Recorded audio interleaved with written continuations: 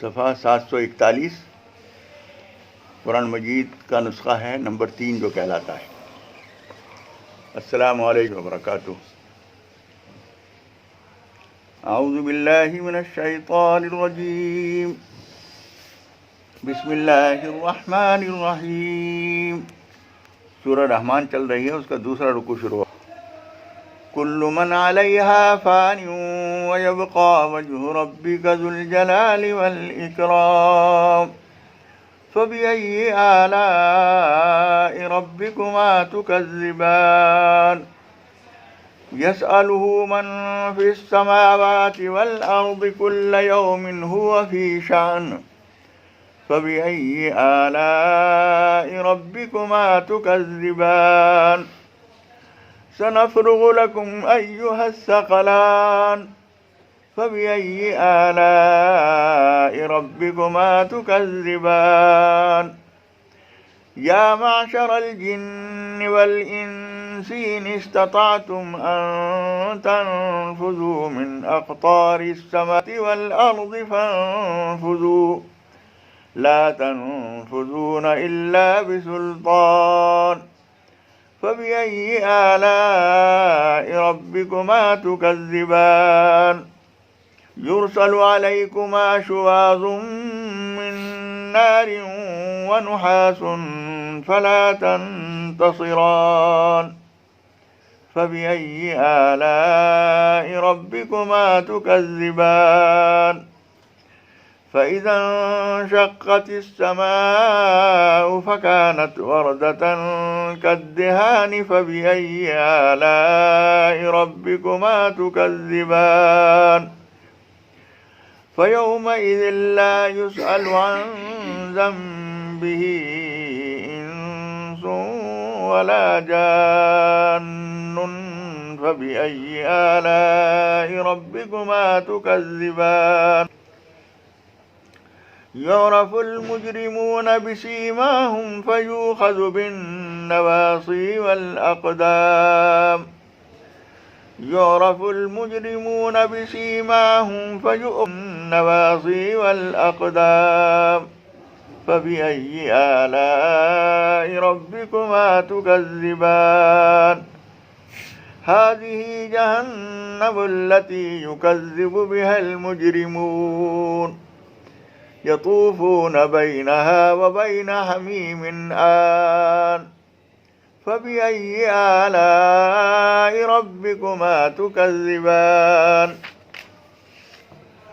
محترم حضرات، یہ سورہ رحمان چل رہی ہے اور یہ اس کا دوسرا رکوع شروع ہوا ہے، جہاں اللہ رب العالمین یہ بتاتا ہے سارے انسانوں کو، اور خاص طور پر جیسا کہ اب سے پہلے میں نے بتایا تھا اس سے پہلے رکوع کے ترجمے کے دوران، کہ یہ واحد ایک صورت ہے جس نے جنات اور انسانوں کو ایک ساتھ خطاب کیا ہے۔ یوں تو پوری تعلیمات اسلام کی اور سارا قرآن اور حدیث ہر چیز جو ہے سب کا تعلق جنات سے، انسانوں سے، مردوں سے، عورتوں سے، سب سے ہے، لیکن خاص طور پر دونوں کو ایک ساتھ جو خطاب کیا گیا ہے وہ اسی صورت میں کیا گیا ہے۔ گویا دونوں ایک ساتھ مخاطب ہیں کہ دونوں سنو تم۔ تو اللہ تعالیٰ فرما رہا ہے کہ جو کوئی بھی اس روئے زمین کے اوپر ہے اس کو فنا ہو جانا ہے، نہ وہ ابدی ہے، نہ لازوال ہے، نہ اس کو فنا ہونے سے کوئی طاقت بچا سکتی ہے، نہ وہ خود بچ سکتا ہے، نہ کوئی اور طاقت ہے جو اس کو بچا لے، سب کو فنا ہونا ہے۔ وَيَبْقَى وَجْهُ رَبِّكَ ذُو الْجَلَالِ وَالْإِكْرَامِ، اور باقی رہے گا رب العالمین جو ذوالجلال ہے، جلال و جبروت والا ہے، عزت و تکریم والا ہے، وہ باقی رہے گا، باقی اس کے علاوہ کوئی بھی بچے گا نہیں، سب کو فنا ہونا ہے۔ اس کے بعد پھر دوبارہ خدا پاک ان کو حکم دے گا، پھر وہ پیدا ہوں گے، لیکن اس وقت میں ایک دفعہ سب کو فنا ہو جانا ہے۔ فَبِأَيِّ آلَاءِ رَبِّكُمَا تُكَذِّبَانِ، یا اعلیٰ کے معنی اصل میں تو نعمتوں کے آتے ہیں، لیکن یہاں چونکہ خدا پاک کی قدرت کو بیان ہو رہا ہے، اس لیے یہاں ہم ترجمہ یہ کریں گے خدا پاک کی کون کون سی قدرت اور کون کون سی کبریائی کا تم جن اور انسان انکار کرو گے، ماننا نہیں پڑے گا۔ یسألہ من فی السماوات والارض، اس کے سامنے ہاتھ پھیلاتے ہیں، اس سے مانگتے ہیں جو کوئی بھی آسمانوں میں ہے، جو کوئی بھی زمین میں ہے، ہر ایک اس کا محتاج ہے۔ کوئی آدمی ایسا نہیں، کوئی انسان ایسا نہیں، کوئی جانور ایسا نہیں، حتیٰ کہ کائنات کو کوئی ذرہ مٹی کا ایک ذرہ بھی اس بات سے بے نیاز نہیں ہے کہ وہ اللہ تعالیٰ سے مانگے بغیر کوئی پودا آگے بڑھا دے، اس کے اندر گھاس کا کوئی تنکا اوپر آ جائے۔ مٹی بھی مانگ رہی ہے پروردگار مجھے روئیدگی پیدا کرنے اور آگے بڑھانے کی، کسی چیز کو اگانے کی صلاحیت عطا فرما۔ پودا بھی بغیر اس سے مانگے آگے نہیں بڑھ سکتا۔ پودا ہے، درخت ہے، جانور ہیں، پانی ہے، پتھر ہے۔ پتھر بھی آپ دیکھتے ہیں ایک وقت آتا ہے وہ گل جاتا ہے، بالکل ریزہ ریزہ ہو جاتا ہے، تو وہ بھی اپنی بقا کے لیے، اپنے استحکام کے لیے، اپنی موجودگی کے لیے خدا پاک کے سامنے ہاتھ پھیلاتا ہے، چاہے وہ زبان سے ہاتھ پھیلا کے دعا کرے یا اپنی زبان حال سے کہے۔ زبان حال کا مطلب یہ کہ اس کی موجودگی اس کے بغیر ہو نہیں سکتی۔ تو جو کچھ بھی زمین و آسمان میں ہے وہ سب اس کے مانگنے ہیں، اس کے منگتے ہیں، اس کے سامنے بھکاری ہیں، اس سے مانگ کر ہی آگے چل رہے ہیں۔ کل یوم ہوا فی شان، وہ پروردگار ہر دن ایک نئی شان میں ہے۔ نئی شان سے کیا مراد؟ ایک کو موت دے رہا ہے، ایک کو زندگی دے رہا ہے، ایک بچہ ہے اس کو جوانی کی طرف لے جا رہا ہے، ایک جوان ہے اسے بڑھاپے کی طرف لے جا رہا ہے، ایک بوڑھا ہے اسے موت کے قریب کر رہا ہے، ایک آدمی کو زندگی چھین رہا ہے، ایک آدمی کو زندگی دے رہا ہے۔ یہ الگ بات ہے کہ ہمیں ادب کا تقاضا یہ ہے کہ اللہ نے اسے مار دیا، اللہ نے اسے ذلیل کر دیا، اللہ نے اسے محروم کر دیا، یہ الفاظ ہم کہیں گے نہیں، لیکن ہوتا سب کچھ اس کے حکم سے ہے۔ وہ حافظ شیرازی نے کہا ہے کہ تو در طریق ادب کوش و گو گناہ منست، یعنی اللہ تعالیٰ جو ہے جو کچھ بھی ہم کر رہے ہیں وہ ہمارے ہاتھ میں نہیں ہے، وہ ہم سے وہ کراتا ہے، لیکن ہم یوں نہیں کہیں گے کہ مجھ سے گناہ تو نے کرایا۔ تو در طریق ادب کوش و گو گناہ منست، تو ادب کے راستے پہ چل اور یہ کہے کہ پروردگار مجھ سے غلطی ہو گئی۔ وہ اردو کے شاعر نے غالباً میر درد ہیں، وہ کہتے ہیں جو چاہیں سو آپ کریں ہیں، ناحق ہمیں بدنام کیا۔ جو چاہیں سو آپ کریں ہیں، ناحق ہمیں بدنام کیا۔ تو یہ ایک شاعرانہ انداز ہے، ورنہ ناحق کچھ بھی نہیں ہے، بس ہر چیز جو کچھ ہو رہی ہے اس کے حکم سے ہو رہی ہے، لیکن ادب کا تقاضا یہ ہے کہ برائیوں کو اس کی طرف منسوب نہ کیا جائے، اچھائی کو اس کی طرف منسوب کیا جائے۔ تو اللہ تعالیٰ فرماتا ہے وہ ہر وقت ایک الگ شان میں ہے۔ اس وقت ایک شان یہ ہے کہ بارش ہو رہی ہے، اب بارش کے نتیجے میں کوئی پریشان ہے تو وہ پریشان ہو۔ انسان کی سمجھداری کا تقاضا یہ ہے کہ وہ اللہ تعالیٰ سے شکایت کبھی نہ کرے۔ حتیٰ کہ صوفیاء کرام میں ایک طبقہ ایسا بھی گزرا ہے، اور ہیں بہت سارے لوگ آج بھی، وہ کہتے ہیں ہم کیوں مانگیں، ہمیں بھوک لگ رہی ہے اسے پتہ نہیں ہے، ہمیں بھوک لگ رہی ہے ہم یوں کہیں پروردگار ہمیں کھانے کو دے، کیوں کہیں، اسے پتہ ہے۔ ماں جو ہے جب بچے کا وقت ہو جاتا ہے تو وہ کہتی ہے کہ صبح ناشتہ کر کے گیا تھا بچہ اسکول، اب آتا ہوگا، بھوک لگ رہی ہوگی، اس کے آنے سے پہلے میں کھانا تیار کر لوں۔ تو ماں ہے تو اس کا دھیان رکھ رہی ہے، ماں سے 70 گنا زیادہ مہربان ہے، محبت کرنے والا ہے، وہ اسے پتہ نہیں ہے، اس لیے وہ کہتے ہیں ہم دعا نہیں کریں گے۔ اس لیے نہیں کہ انہیں غصہ ہے اس کے اوپر، نہیں، اس کے اعتماد اس کے اوپر، اس کے معلومات ہونے پر، اس کی ہمدردی پر، اس کے رحم پر انہیں بھروسہ ہے کہ ہم کیوں مانگیں، اسے پتہ نہیں ہے، اس لیے وہ ضرورت محسوس کرے گا تو دے گا۔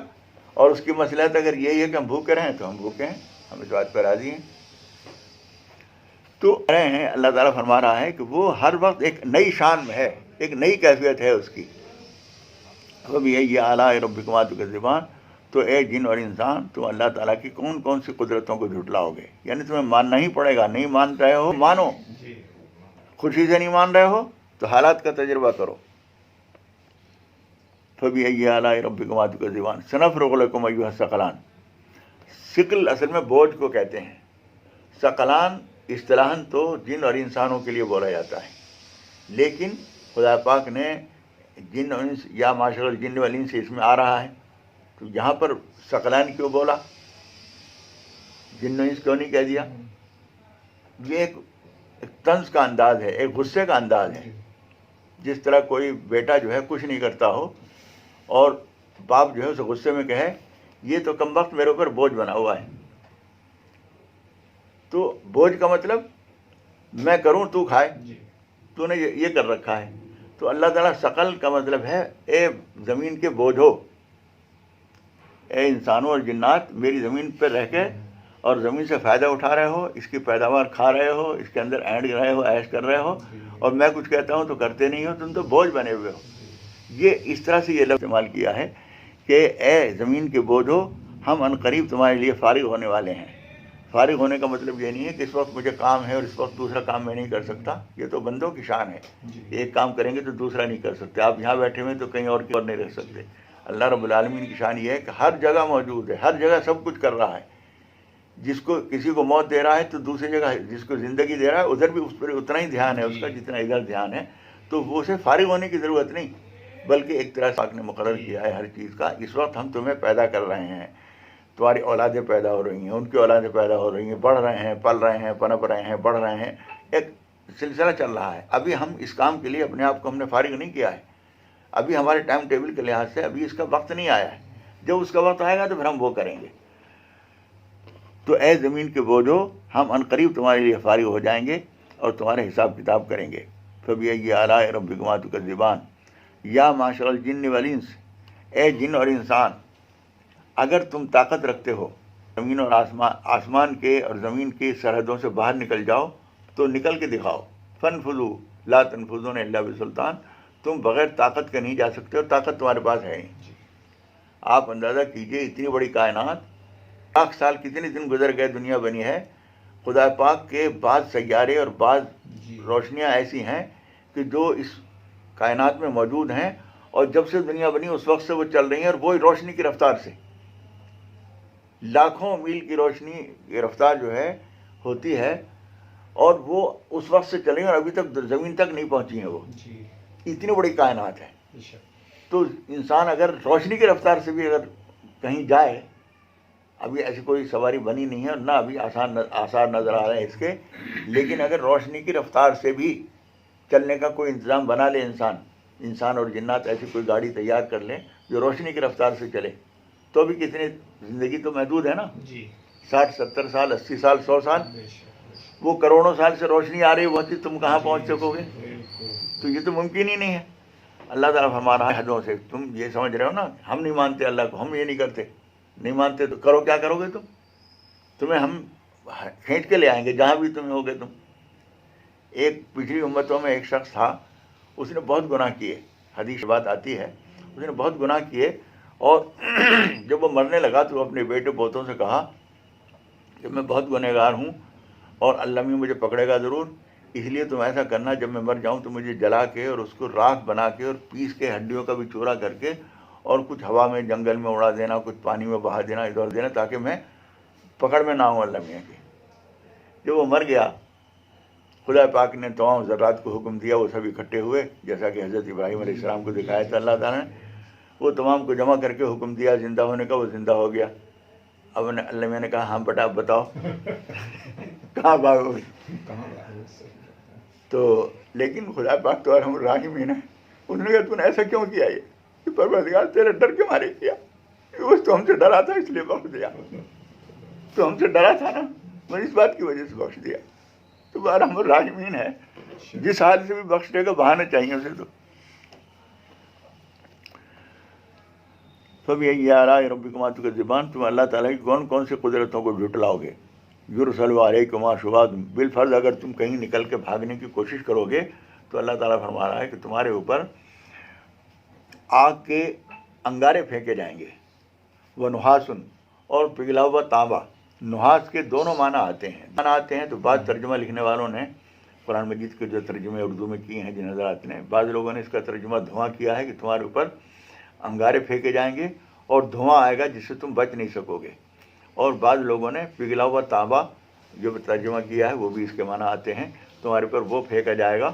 یعنی اس خلا میں بہت ساری نکل کے, آپ لوگوں اگر سائنس کی چیزیں وہ سب ذہن میں ہوگی تو سمجھ لیجئے کہ زمین کی جو حدیں جہاں ختم ہوتی ہیں اور زمین جو گھوم رہی ہے اس کے کنارے پر اس قدر تیز آگ ہے کہ اگر کوئی چیز سے رگڑ جائے تو پگھل کے ختم ہو جائے گی.